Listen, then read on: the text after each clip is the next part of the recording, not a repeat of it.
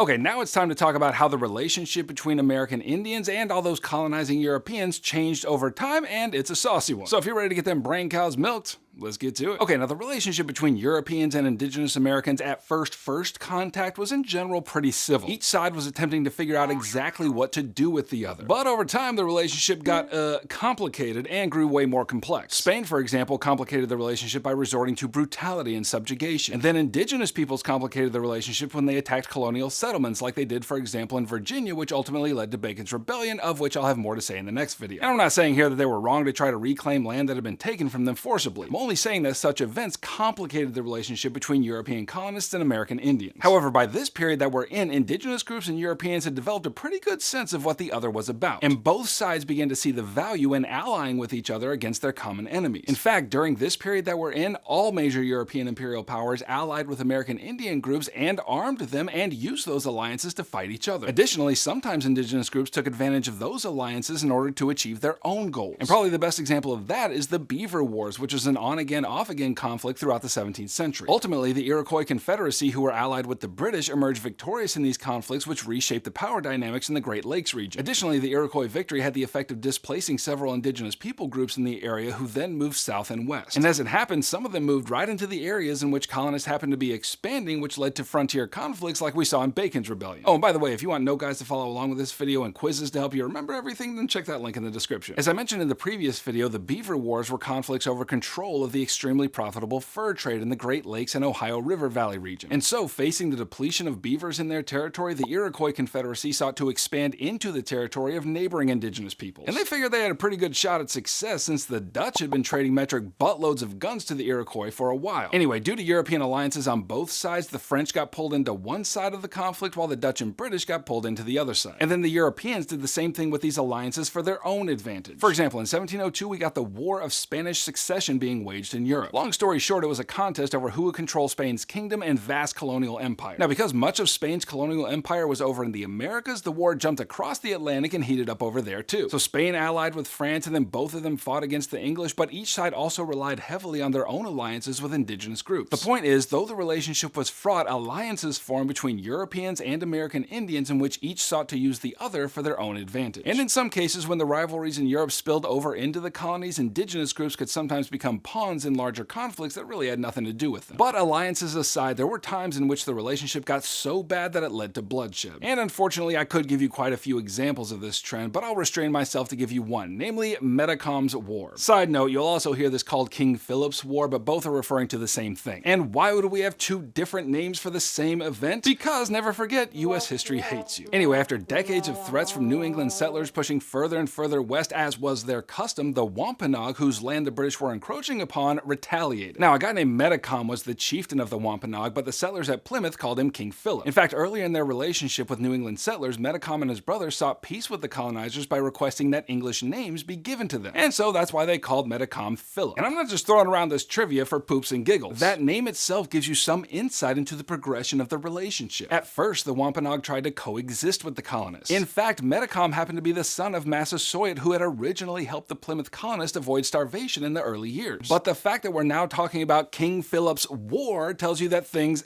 changed over time. Anyway, in order to oppose the British settlers, Metacom forged an alliance with other American Indian groups in the area. And after doing so, Metacom's forces attacked English settlements all over the New England region, completely destroying about a dozen Puritan towns and killing hundreds of colonists. And not surprisingly, those city-on-a-hill New Englanders were in no mood to be killed by these recalcitrant natives. So they retaliated and eventually captured and killed Metacom, which essentially brought the conflict to an end. And although this conflict stymied colonial expansion westward for a while, the amount of deaths sustained by the Wampanoag and their allies meant that resisting these white settlers would be nearly impossible. But sometimes the difficult nature of this relationship led to cultural accommodation on the part of Europeans toward indigenous folks. And here the best example is the Pueblo Revolt of 1680. Now, there was a whole lot of killing involved in this conflict, so it's very much not going to sound like an example of accommodation, but just wait till the end. So as you may recall, one of the main Spanish tactics for spreading their empire and consolidating their power was by means of the mission system, which is to say, Catholic missionaries attempted to convert indigenous peoples to Christianity. And here in the American Southwest, Spanish missionaries were doing their darned best to convert the native Pueblo, but the Pueblo continued to practice their indigenous belief systems to the great annoyance of the Spanish. Add to that the growing Pueblo resentment against the encomienda system and the population loss on account of disease, and the Spanish began to think that these indigenous people were stubborn and ungrateful for the Spanish efforts to bring the glories of Western culture to them. Therefore, the Spanish missionaries grew increasingly heavy-handed about the matter, and finally the Pueblo, weary of these foreign efforts to erase their culture, rebelled. Now, the rebellion was led by a medicine man named Pope, who preached that driving out the Spanish and returning to the traditions of Pueblo culture would usher in the return of peace and prosperity. And so in a furious burst of violence, the Pueblo destroyed all Catholic churches in the area and killed a bunch of priests and Spanish settlers and finally drove them from all Pueblo land. However, about a decade later, the Spanish, not being accustomed to having their hind parts handed to them, returned. And they launched a brutal campaign against the Pueblo and killed a bunch of them because those Pueblo couldn't seem to understand just how much Spanish Jesus loved them. Anyway, the Spanish were successful and re-established control in Santa Fe. But now that they were back in control, it appears that they had learned a thing or two about how indigenous people aren't that fond of being subjugated and having their culture trampled underfoot. So the Spanish made some accommodations for the conquered Pueblo. For example, they offered land grants to the Pueblo and appointed a representative to monitor and uphold Pueblo interests and rights. Additionally, although the Spanish priests did return, they were far more lenient about allowing Pueblo to hold to their traditional belief systems. Okay, click here to watch my other videos for Unit 2, and you can click here to grab my video note guides, which are going to help you cram all the contents of this course firmly into your brain folds. I appreciate you coming around, and I'll catch you on the flip-flop. Heimler out.